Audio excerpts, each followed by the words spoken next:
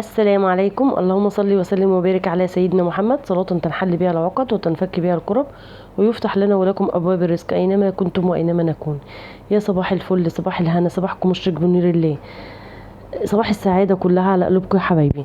وحشتوني قوي قوي. النهارده بقى قايمين عيالي عايزين ياكلوا أكلة سمك، قلت ماشي حاضر من عينيا. نزلت بقى جبت السمك وقلت بقى اما اقوم بقى اعمل كده اكلة السمك واشوف ورانا هو ده اليوم الطبيعي بتاع اي ست مصرية بتقوم بتشوف وراها غسيل، هتنشر، هتعدل الأوضة، تصف الحمام، المطبخ، اي حاجة قدامها هتعملها، المركون قدامها هتعمله.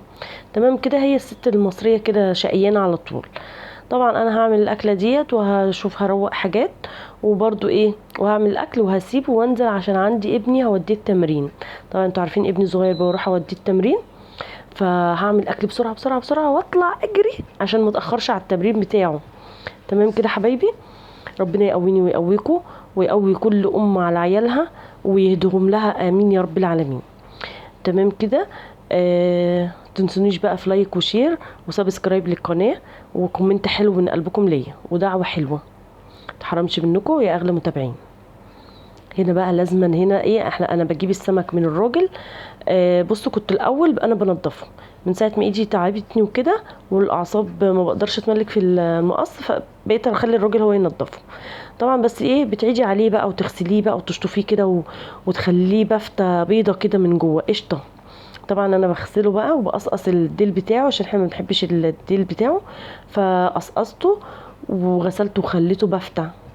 وحطيت بقى ليمون كتير، السمك بيحب الليمون كتير، وحطيت ملح وسبته يتنقع فيه بقى. بصوا حطيت هنا يمكن 4 ليمونات وشوية ملح وسبته بقى يتنقع فيه كده ساعة 2 عبال ما اخلص كل اللي ورايا. تمام كده حبايبي. هنا طبعا هنعمل الخلطة بتاعته بقى اللي هي توم، دول معلقتين 3 توم و3 فلفلات حراق على مش حراق، وقرن شطة اخضر وملح وليمونه وكمون. تمام كده، وهنضرب ده كله في الكبه. انتوا عارفين انا عامله الكميه الكبيره ديت عشان بحب لما باجي بضرب بكميه كبيره علشان اشيلها عندي في الفريزر وقت ما احتاجها الاقيها، بدل انا كده كده طلعت الكبه وطلعت وهضرب وادق والكلام ده، فبعمل بالزياده. وقت ما اكون مشغوله مثلا ومستعجله اطلع من الفريزر وهلاقيه قدامي. تمام كده، بصوا الخلطه تحفه وريحتها جباره اقسم بالله. عصرت بقى ليمونه كمان عليها وهاخد حبه هعمل بقى احشي بقى السمك. والله يا بنات كان تحفه وطعمه زي الفل. الدقه دي جميله، احنا بنحبها اللي هي سبايسي شويه كده وحمرة، بتبقى جميله قوي. حطيت عود كزبره على 4 فلفل، انا مزوده في الكميه، على 3 معالق توم وليمونه وملح وكمون. تمام كده وزي الفل. رشيت بقى حبه هنا كده وهسيبه برضو في التتبيله شويه كده عبال ما اجهز حاجات تانية عشان ياخد ويدي من طعم التتبيله كده يبقى زي الفل. وهنا برضو خرطت بطاطس قشرتها وخرطتها صوابع عشان برضو نعملها جنب الاكل. هنا بقى كان فات شويه ورحت روقت الاوضه بتاعت عيالي وشفت برضو اللي لازم في البيت عملته، لميت غسيل وقلت بس انا قلت بلاش اطول عليكم الفيديو، خلينا في النهارده في اكله السمك المتينه ديت. هتقولي لي بقى انت على طول بتجيبي بولتي وبوري وسمك متلج. احنا ما بناكلش الا هم دول، جمبري واستاكوزا وسبيط وكده الحاجات دي والسمك الفراخ وكده احنا ملناش فيه يا بنات.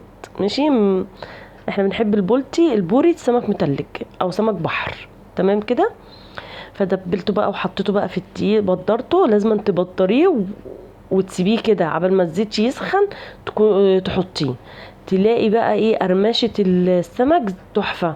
الدقيق بقى بتحطي فيه شويه ملح، شويه نشا وتقلبيه في بعضه كده وبيطلع زي الفل.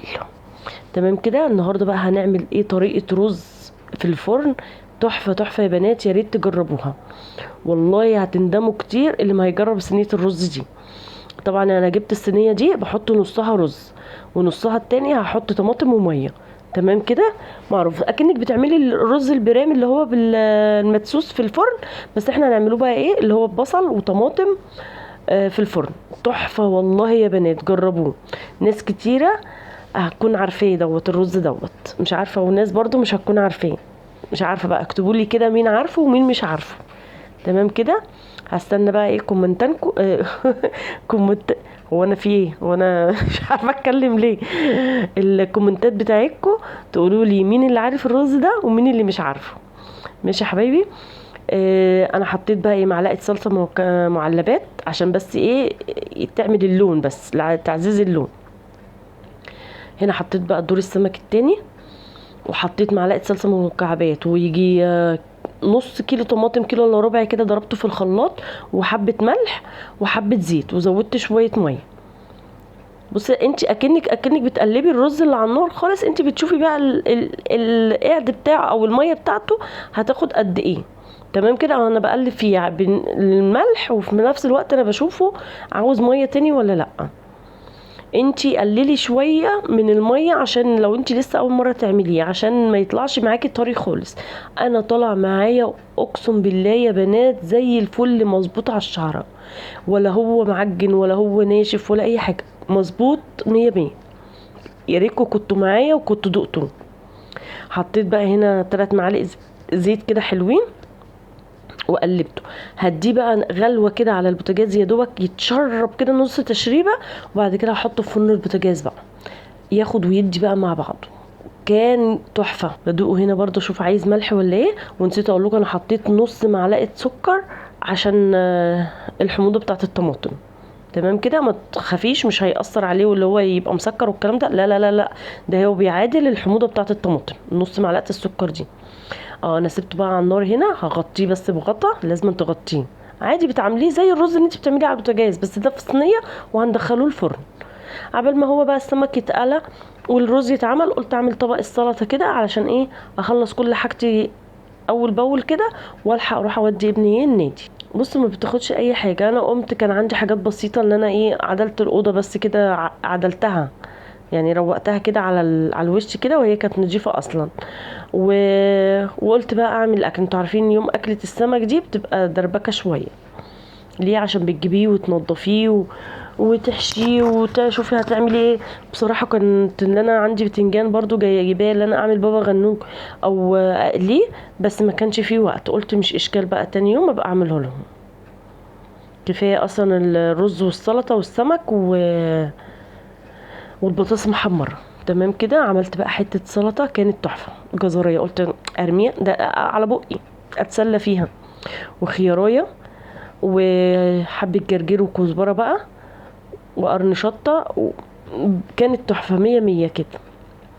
كنت عايزه احط عليها بصلايه، بس قلت لا، احنا عبال ما هنروح اودي النادي وابني يرجع من بره وعيالي وكده، ما بلاش، هنكونوا اتأخرنا يعني وكده، فبلاش. قلت مش مهم. يعني بصوا فنجان صغير ميه ساقعه حطيتها عليه وسبتها بقى، ما قلبتش الملح، سبت رشيت بس الملح كده وما قلبتهوش، سبتها. عشان انتي لو قلبتيها بتنزل ميه كتير، لا احنا حاطين شويه ميه صغيرين ساقعين، وسبتها كده على جنب. وطلعت بقى دور السمك التاني بقى، كان زي الفل.